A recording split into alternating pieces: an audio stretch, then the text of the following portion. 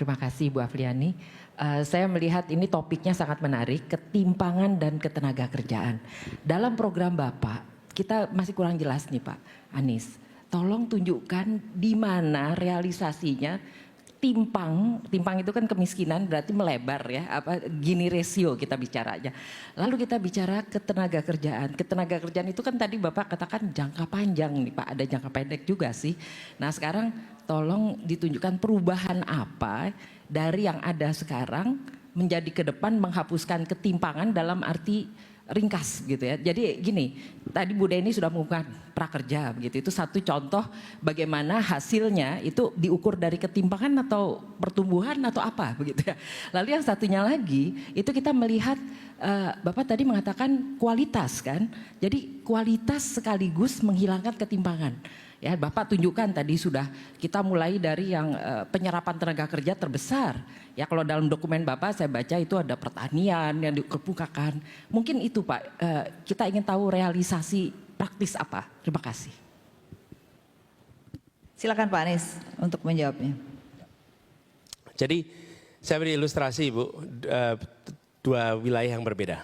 Seperti kawasan padat penduduk urban seperti Jakarta, di mana di situ ada pekerja atau ada unemployment, kira-kira orang-orang yang membutuhkan lapangan pekerjaan.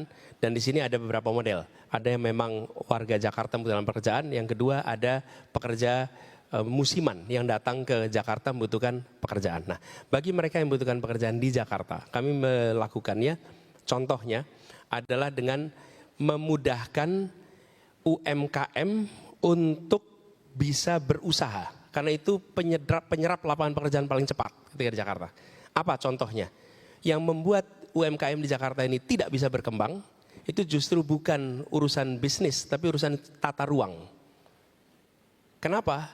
Karena kalau saya mau bikin usaha di rumah saya sekarang, saya mengajukan IUMK, nggak keluar.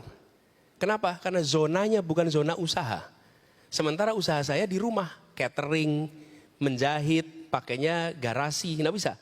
Begitu negara mengubah itu, semua wilayah dibolehkan untuk usaha, langsung saya menyerap 3, 4, 5 tenaga kerja yang ada di tetangga-tetangga wilayah saya. Kenapa? Karena diubah aturannya. Begitu aturan diubah, langsung tenaga kerjanya terserap. Jadi negara ketika bicara tentang penyediaan lapangan pekerjaan, bukan semata-mata yuk dorong investasi. Enggak, apa sih constraint yang membuat UMKM penyerap tenaga kerja terbesar di Jakarta itu tidak bisa berkembang. Dan begitu mereka dapat UMKM, apa yang dapat zonasi diubah, maka mereka keluar IUMK, mereka dapat NPWP, mereka langsung masuk digital market. Begitu masuk digital market, maka mereka akan menjangkau semuanya. Kedua, Bapak Ibu mungkin ingat ya, di Jalan Jenderal Sudirman dulu pernah dilarang kendaraan roda 2 untuk lewat. Motor nggak boleh lewat, yang boleh hanya roda 4. Apa itu artinya sekalian? Di Jakarta ini distribusi barang menggunakan angkutan per hari 13,5 juta delivery. Yang lewat Jalan Sudirman 500.000 delivery per hari.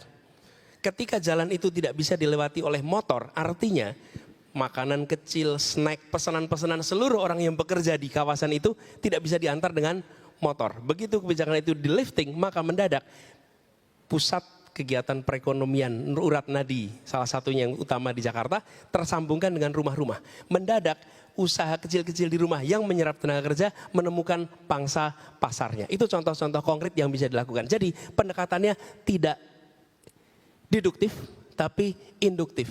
What is the core problem? Di situ kemudian negara membuat membebaskan unlocking constraint-constraintnya sehingga tumbuh lapangan pekerjaan lewat usaha-usaha baru yang muncul. Gitu, Bu Nini. Ya. Terima kasih. Terima kasih Pak Anies.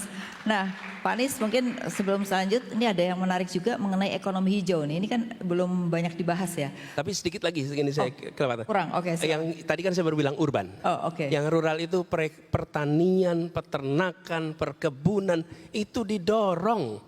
Diberikan ruang yang cukup karena itu menyerap tenaga kerja di desa-desa yang membuat mereka tidak harus migrasi ke kota. Kenapa kita di Jakarta ini menemukan pekerja musiman? Betul.